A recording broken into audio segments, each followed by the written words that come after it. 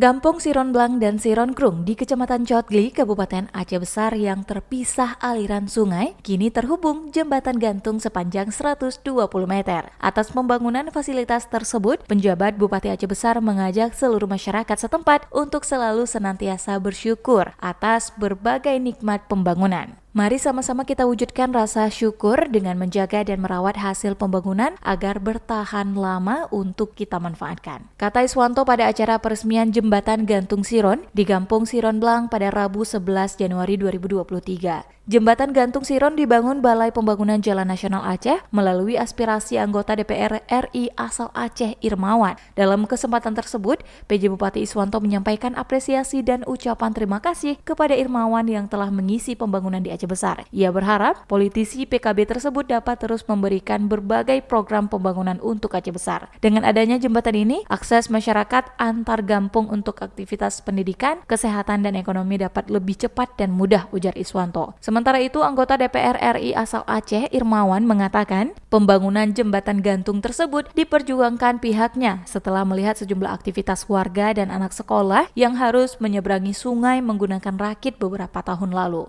Kami merasa terpanggil untuk membangun Aceh Besar karena menjadi anggota DPR RI hari ini tidak terlepas dari dukungan masyarakat Aceh Besar, ujar Irmawan.